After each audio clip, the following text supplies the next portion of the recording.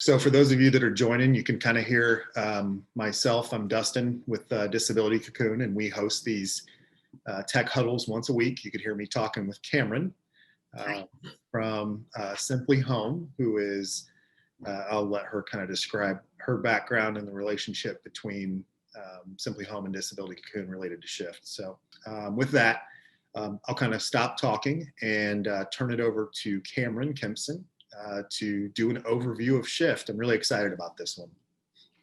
Thanks, Dustin. It's good to be here. Wow, I'm seeing actually people that I know in the chat box. That's really cool. It's been a while. Hi, I'm Cameron, and I am actually the Director of Education currently for Simply Home as well as for Shift. And I'm actually going to share my screen so you guys can see some things rather than just have to look at me talking with you. So Shift was started about 2 years ago, actually, as a way to think about education and its value for this new process we were hearing about called technology first. So, tech first started gaining some momentum. States were noting that they were technology first. Providers wanted to become technology first, but there hasn't been a real focus on developing some standardized best practices across the board.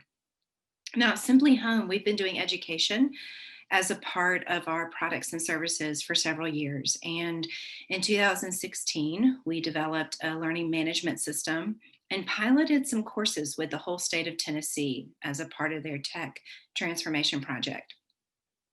Well, it turns out the feedback from that was just outstanding, that education was so integral and important prior to the integration of technology that we started looking at how can we take this to a bigger level. And we began conversations with Dustin at Disability Cocoon and all agreed that there needed to be some certifications and accreditation opportunities for state agencies and provider organizations in a way to say, yes, we are a tech first organization, or I am a person who is specializing in enabling tech integration.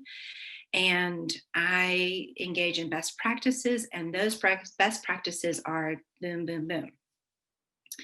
Well, it's all well and good to take coursework for that. And we wanted to offer coursework, but we also realized, technology is changing all the time. And the tech first movement is really gaining some momentum. So things are evolving quickly. So we decided instead of just having courses and certifications as a part of an accreditation process, that we would create what we're calling a learning community. So we set up a learning management system through Docebo that actually is really interactive and gives learners the opportunity not only to take the courses for these certifications and credentials that we're going to discuss today, but also have access to tons of webinars, topic threads that you can discuss, channels which take topics of interest to you, and you can connect with a channel and see all of the information that's available on the learning community just for that topic. We're also doing live monthly webinars with experts in the field, and that doesn't necessarily just mean technology experts, but also experts who are actually implementing technology or who have received some of the certification or accreditation opportunities that we offer, and can give some feedback on, what we learned, what were the barriers, what were the possibilities. So what I want to do today is just walk you through our website, introduce you to the platform, and also show you a couple of one-sheeters we have available. So if you're interested, we can make sure you get your hands on those. So our website is Tech First Shift, all one word, techfirstshift.org. And we called it Shift because what we're focused on is organization transformation. And in order to do that into a tech first approach, We all have to make a shift, right? A shift in our thinking, a shift in the programs that we're offering, a shift in the way that we offer supports, but most importantly, a shift in the culture of the organization. So it's not just about educating people, but it's truly about looking at the organization as a whole and having the resources and opportunities to prepare for and make the transformation into what it means to be tech first. So on the website, I'm not going to really read through all of this, but this is the homepage. You can get a feel for what Shift is. If you click this button, it will take you to a document that really details the current programs and certifications. So you can download that there. This is just a video explaining the necessity of education to the technology integration approach. And then we move into how do we make this shift? So we started Shift with 3 different programs. One is an enabling technology credential, which is geared toward just fundamental knowledge that is critical to understanding and applying your knowledge of enabling tech integration. And then we decided to develop a specialist certification because we feel like in this day and time of person centered planning, we need people who are specialized not only in person centered planning, but also how do I integrate identification, assessment, and the planning into this new tech first culture. How do we then use different tools and resources to supplement what we're doing to ensure that we are getting the best picture we can get of the individual and so that they can self-determine how and what technology they want to use. So that's an 18-hour certification, and we'll go through the details in just a minute. And then finally, the accreditation piece. The accreditation is geared toward state agencies and provider organizations. We are also in the process of developing one for support coordinator organizations or managed care.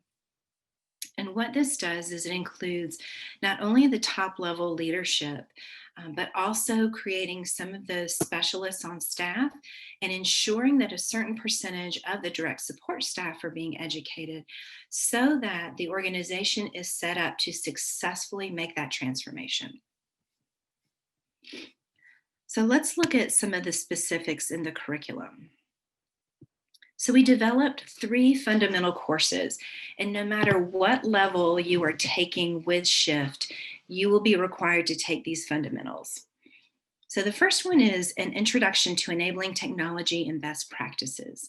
And the goal here is to really understand what makes enabling technology different and remote supports different from some of the assistive technologies and monitoring technologies that are out there.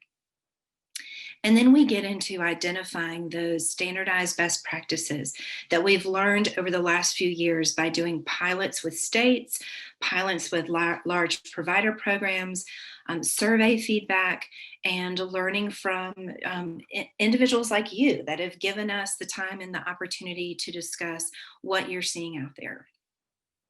And then finally, taking those best practices and looking at what that means for technology first organizations. One of the things that we felt was critical for this process was to understand how roles and responsibilities may change or shift as a part of transformation. So we spend a whole class talking about that, not only with direct supports, but with natural supports as well, with the self-advocates, with the support coordinators, all the people who may be a part of that planning team. And then finally, looking at what person-centered assessment and support planning look like once you are engaged in that tech-first concept or approach. So thinking about how you do an assessment that's geared toward understanding the individual from a technology perspective. How do you integrate that technology in? And how do we do it all within a framework that's person-centered? So once those 3 courses are completed and an exam is taken, then a person can receive what we're calling the enabling technology credential. It's a basic level, great for direct support staff or people who are hands-on in the field and need some basic knowledge. We ask our direct support people to do things like CPR training and abuse and neglect training, and yet rarely do we mandate training around technology. And here's the thing, they're the ones who are putting that technology in place. We're asking them to respond to the technology and we're asking them to support the technology. So, why wouldn't we offer them the education and the understanding to do that safely and effectively? So, we do have currently 2 specialization courses as a part of the Technology First accreditation for organizations. We have that Technology First transformation class, and this is a deep dive. It's about a 2-hour course that really gets into all of the nitty gritty details about being technology first, including several resources that you are trained on so that you can use them a part of your programming.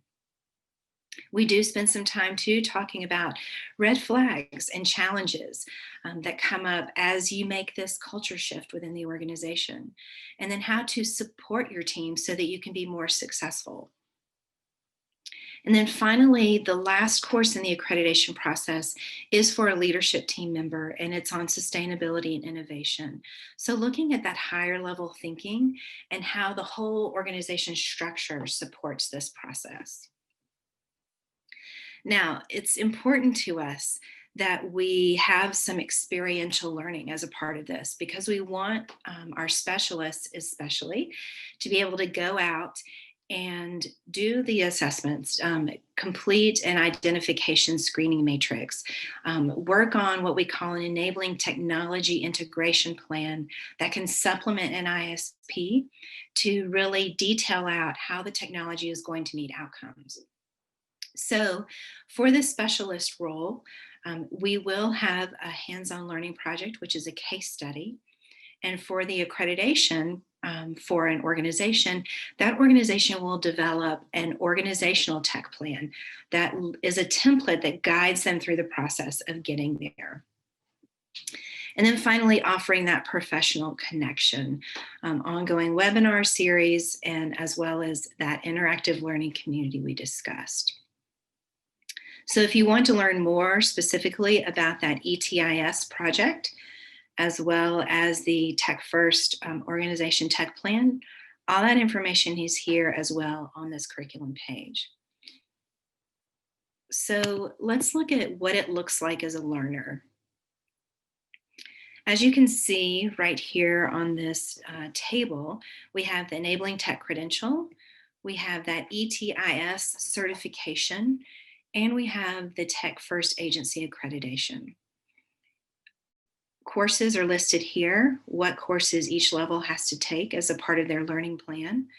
The recorded webinars that are offered as a part of the learning plan. So it's not something you have to attend live, but some great webinars that we did early on in the process that we wanted to make sure you had some availability to.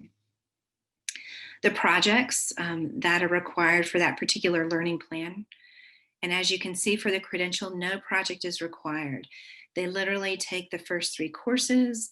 They can attend or listen to the recorded webinar on assessment and person-centered planning. Then they take an exam. As a part of the fundamentals courses, we do offer a pre and post survey because that is one way that we continue to ensure that we are updating the information, that it's relevant to the learners, and that we're getting feedback from the people who are actually taking the courses. We want these courses to be almost like living documents or living opportunities that we can continue to modify as needed to keep up with the times and to make sure that learners are benefiting. And then finally, those live monthly Q&A webinars, which are optional, but available to any level. One learning role that's not here, we have just developed a learner role called the navigator. And the navigator is going to be someone like a support coordinator whose role it is to work with the family, the self-advocate, and the team to kind of coordinate all of those services and supports while helping everyone navigate this process, especially the funding piece. So there will be a navigator specialist certification, which will be similar to this ETIS. They will take the fundamentals, they will have their own specialization course, and they will complete a case study project as well. So just know that that's coming in the next few weeks here to the website. So any questions about the website or the information we've heard so far?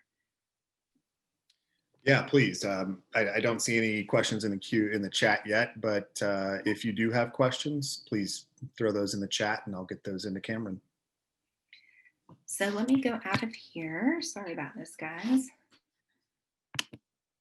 What I want to do now is show you a couple of one-sheeters that we have so that you can see some of the information that we can offer to you or to your organization to learn a little bit about us.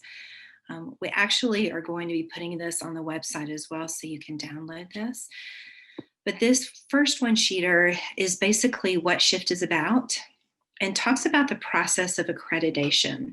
So the process is 3 basic sections. The first one we call Connect, which is having that initial conversation with someone at Shift, just to make sure that the organization is ready, because we don't want to set anyone up for failure. So we have that initial conversation. We ask you to take the fundamentals courses, and that will give you a feel for how ready are the DSPs? How ready is someone on your team to be that ETIS role or that tech champion? And then finally, we ask you to complete an application, and we have just an interview with a small team of people from your organization. If from there the application is approved, then you move into your specialization courses with the people that will be your ETIS roles, as well as the leadership team person who will be a part of that higher level education. You'll complete the experiential projects and you will attend live webinars with experts if you so choose. And then finally comes transformation. And in that part, you will receive your credentials and certifications. The organization will complete a transformation summary that again will help us get a feel for how did the education process and how did all of the experiential learning support that culture shift into technology first. Once that's done successfully, then the organization is accredited. And as you can see here, we do have some of the information again about the different levels of credentialing and certification available. On the back side of this handout are just some highlights of what's involved in Shift, and then the table we just showed you earlier on the website. Dustin, is there a question?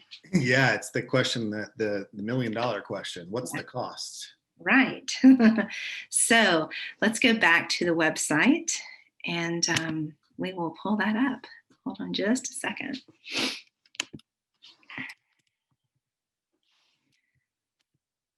So if we go under the learner roles, I will scroll down.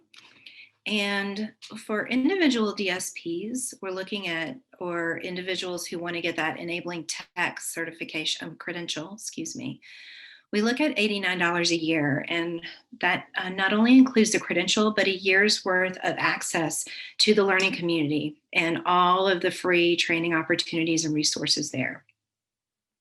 For a standalone enabling tech integration specialist, that's going to be $599 a year. And as you can see, by year 2 and beyond, that is discounted. The first year requires a little bit more setup and time invested because we are assessing projects and all that good stuff.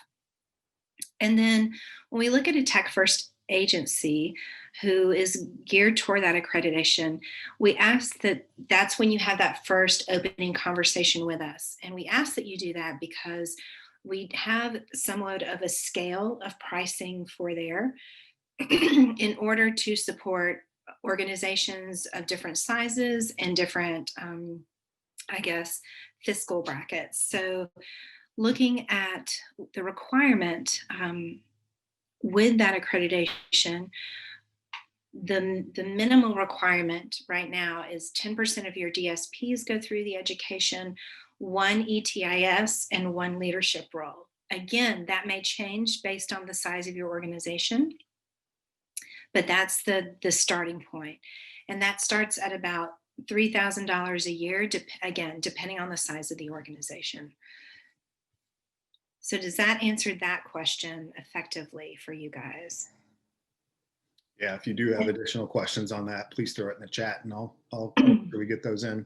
Thanks, Cameron. Yeah, and Dustin, if I've overlooked anything on that, please let me know, because I know you work with that as Yeah. more than I do. So. Yeah, the reason that we don't advertise the agency cost is that, as Cameron said, it's going to be all over the board, and we want to make sure that, you know, the smaller organizations aren't, you know, priced out of this, but, you know, larger organizations that are going to be required to have more learners go through this, you know, their costs will be a little bit higher because of the number of people participating. So.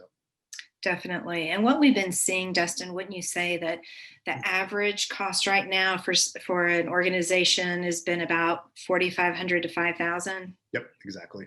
Okay.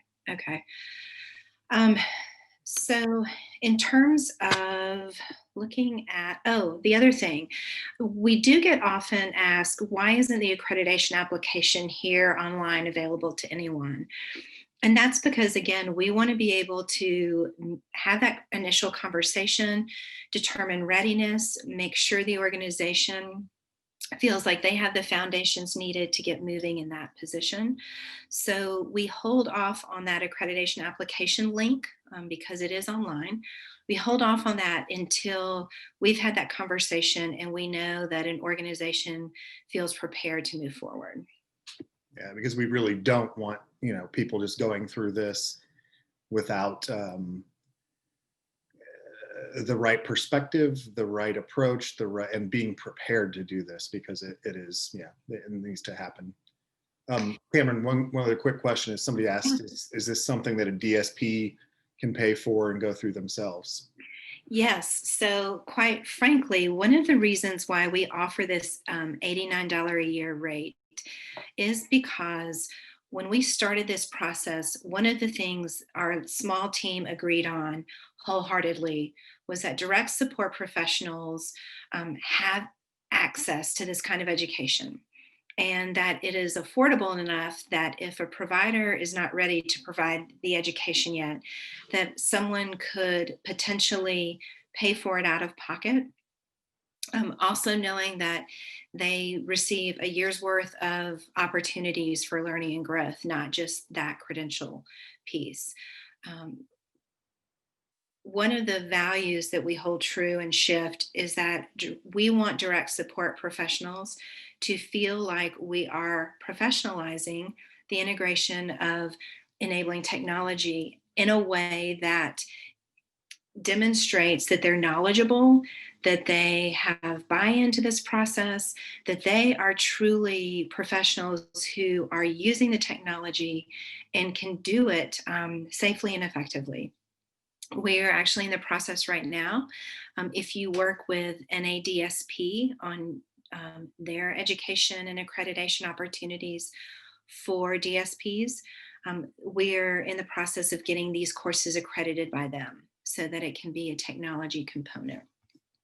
But yes, very critical opportunity that we wanted to be able to offer. So sorry, I keep bouncing in and out on that. Let's get to, I want to exit full screen and I want to pull up the platform for you. So this is what the platform looks like when you log in. Basically, you have a drop-down menu over here that the user can get to certain pages quickly and easily, like the Shift website. But if they go to Shift All Content, this is the first thing they see, their dashboard. What we call the syllabus these days is really My Learning Plan, and that details out for you all the courses you'll take, the tests that you'll take after the courses, the exam, all of those pieces that are a part of your particular learning plan, whether it's a credential or certification. Over here, you can see what kinds of things you need to be working on or get started on.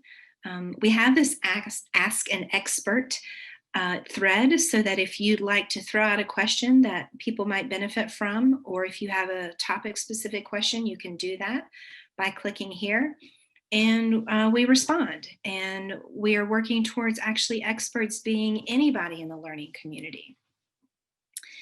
And then finally down here, just want to highlight channels. The great piece about this particular platform is they have this opportunity to create what are called channels, which are just like channels on the television that are theme or topic specific. So what the AI does on the website is it gathers any particular topic, say remote supports, anything that's tagged with remote supports in the website will then come to that channel called remote supports. And all you have to do is click on it, and then you can read and watch to your heart's content about remote supports from everything that's available here.